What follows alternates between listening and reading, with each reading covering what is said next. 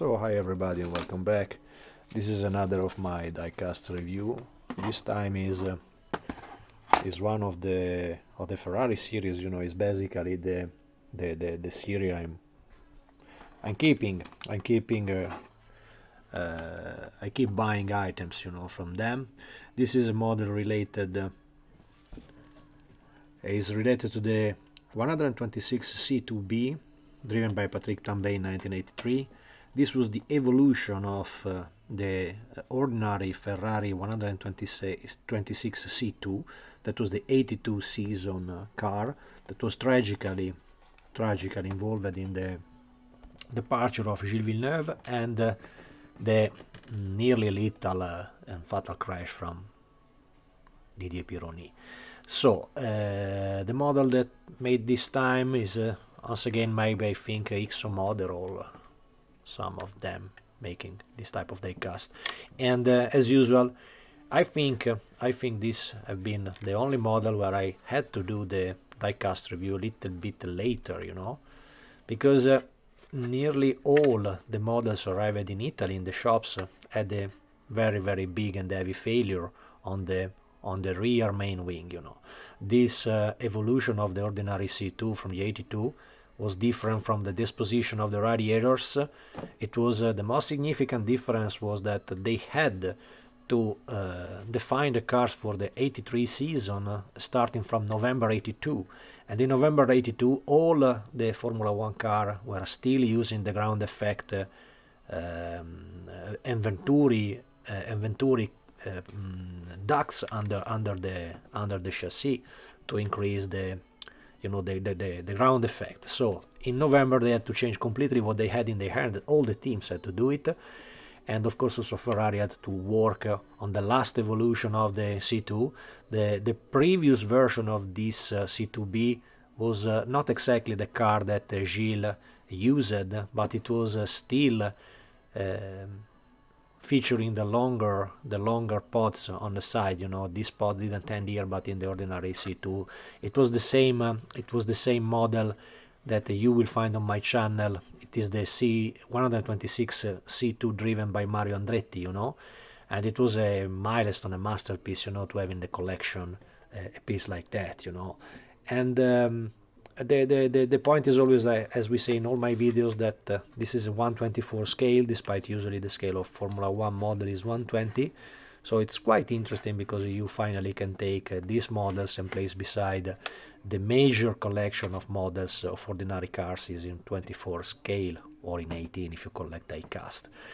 But if you are a modeler, your collection it is in 124, and usually the Formula 1 car in 124 are extremely rare, and just because it was Tamiya mostly keeping the direction to all the manufacturer and keep on making 120 scale. Tamiya started it in a very foggy time. It was a very foggy era where also, for example, Tamiya made models in 1 to 16 instead of 1 to 18. In 120, making Porsche, the endurance Porsche, the 935, there is a model from Tamiya made in 120, so it was a little bit foggy about the scale, but Tamiya simply keep on and on with their collection of Formula 1 car, and then all the other followed. It was just Revel that keeps on making models, plastic models in 124 scale about Formula 1 car.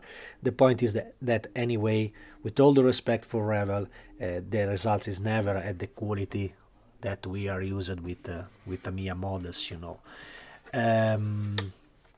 As I said, nearly all the models that arrived in Italy in the shops had the problem in the rear main wing. This was the second most important difference, from the previous season car, because they had a much larger wing. But all the models arrived here were broken, and it was strange because they took this model that was completely sealed in his envelope, so it was completely from factory, but already was crashed, and anyway had an attempt of reparation. I hope that I can show you under there. There is a typical white shade there of the Chano acrylate glue. It means that probably already in the factory, when they were looking at the model, there was something wrong, and they see that many of them have this problem of the assembly. These are probably built up extremely quick, so probably they don't have the time to take the care of a real production that usually now modelers used to pretend. I don't say modeler because this is an item for collectors. This is not stuff for modelers. So who buy this stuff is mostly a collector, somebody that simply pay for it and play the stuff over there, and it's okay also with that, so it's no problem about that. But I mean, the people making this stuff, of course, have to find compromises, because everything in this model have to be made in a certain time. And you see that in this very, very interesting and unique C2B, there is some stuff that, let me say, it is not at the level of the other production that we have seen from this producer. For example, also in the cockpit, it's quite famous that the C2 has a double fire extinguisher, between the legs of the pilot, but in such position it's nearly impossible that the pilot can fit the legs inside there. The C2 also had a different suspension from the 1982 car. If you look at the picture of Gilles Villeneuve car, there was an aluminium frame under there. Instead, here they changed it with the ordinary suspension typical from the car of the late 80s. So also this part is not so well reproduced. I mean, there was a nice effort to make it, anyway, placing an extinguisher, but it's everything a little bit off in the cockpit. So the fire extinguisher is too big, the steering wheel is too low, and mostly the seat, of course, this is a part that need usually a kind of care from the modeler, so at least a kind of locking at, of course, the seat belts cannot be considered serious in this way. This is just simply printed over it. So once again, is as I always say for this type of model, it is something that I simply pointed out. But as you can see, I keep on buying this model. Nobody gives them to me, so I am the guy that go and buy and pay for it. It's not such big amount because we are talking of 30 euros, something like that. So it's not absolutely so much for a model. Remember that 30 euros in ordinary modeling world, you usually pay one seat bare to be painted. For example, you buy probably a unpainted set of wheels, so the dimension is that one. So this is absolutely something that is always worth the money, despite the problems, the little problem that they may have for the price range they are targeted to. The painting have a little orange peel on the, you see the reflex of my lamp over there, so it's a little bit orange peeled all over the body, as you can see. And it's strange because, for example, in other point it's perfectly glossy, like up there, and it's very nice the tampographic decals that they apply over there. So they are not ordinary decals, water slide like we used to do in our models, but this is stuff made by printing basically them on the part. The front end is interesting, because this is something that we can observe if you search for the only refurbished car existing of the 126 C2, with all the respect for Patrick Tambay 27 and the number 28 that at the time was René Arnoux. And it was a kind of choice that Ferrari had to make, because during the 82 season he basically lost all his pilot, and Mario Andretti, that raced in Monza 1982, could not make the season in 83 with Ferrari because he was already engaged from the American teams, so he could not be in the Formula 1 again racing for Ferrari. So he had to find somebody like Tambay that was not absolutely a rookie, was already a quite experienced pilot. Patrick Tambay sadly had constantly kind of problem on his back. He was famous because he was coming from the Elf school, Elf, the fool, that they have in France. And it was very interesting because in the 60s and in the 70s they had this kind of kindergarten school for young pilots that generate a lot of amazing pilots.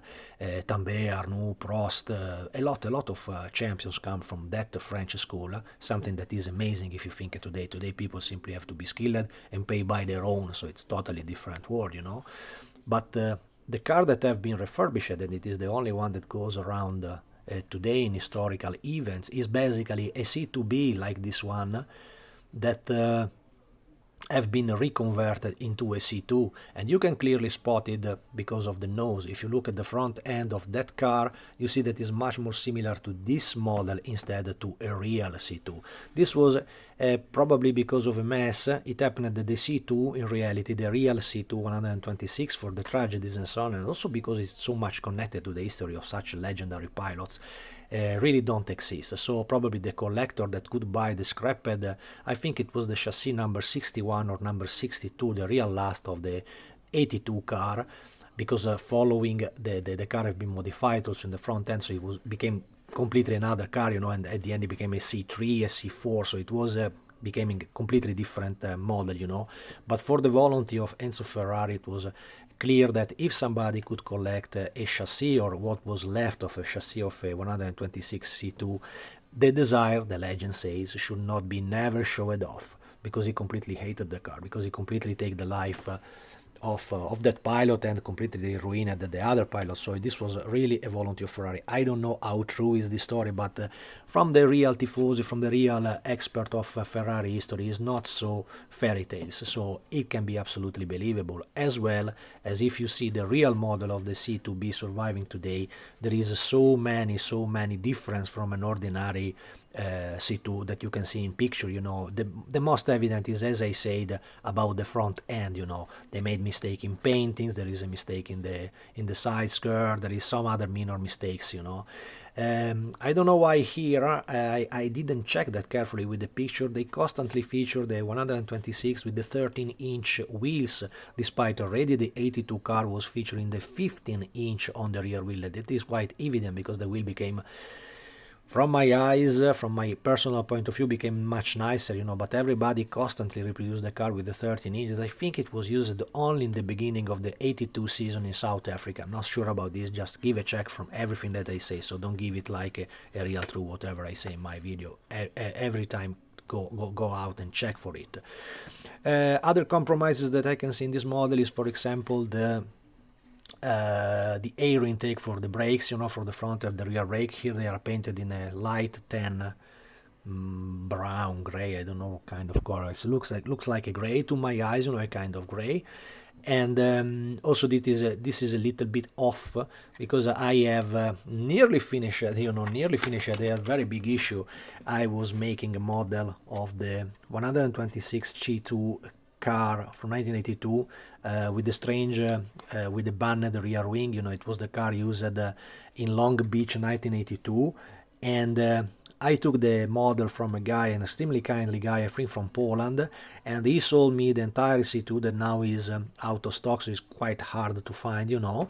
And the problem was that inside I had an FMD detail set that was featuring this part completely made in transparent resin, and inside that model they were not present. So the guy was extremely kindly, because he refunded me, of course, of the problem, but I could not at today finish my model, so the model is still there in standby. I know there is company making them in 3D.